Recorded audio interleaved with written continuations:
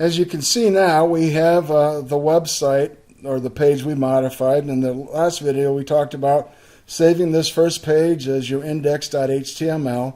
That way the web server can find the page when they navigate to that directory. Of course, we've made the header and the footer blue and the nav red. We've left the container inside here as white. But now what we want to do is we want to change this a little bit. This is really too wide for today's web pages. So now we're going to modify the CSS code to add some more style to it. What we could do is we open up the style sheet. We're going to put what's known as a wrapper around the page itself. And we're going to make this a class. So we're going to go ahead and type in a period and call it WRAPPER.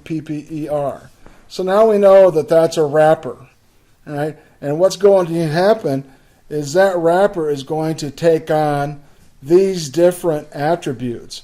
But what we want to do is we're going to shrink up the width of the page, and we'll make it 70%, and we'll do it that way. And then what we're going to do, instead of using 10% margins, we're simply going to change that to auto on both sides, and that'll automatically adjust the web page in the middle of the body itself.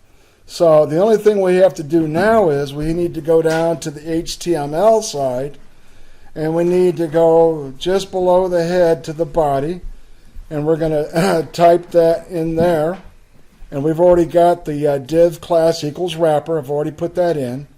So now it was very important that when I go down, because I've placed a div inside there, I want to make sure I close out that div with a closing tag or it won't work. So we're containing all of this information. We've got the header, the nav, the section, what is the center, all right? And we also have the footer down here. So now that we have that footer in there, everything's set. We want to save that document. And if we go back to our website and just do a refresh, you can see now that we've shrunk it down 75%, lots of space on both sides, and you have now successfully added that style to this web page.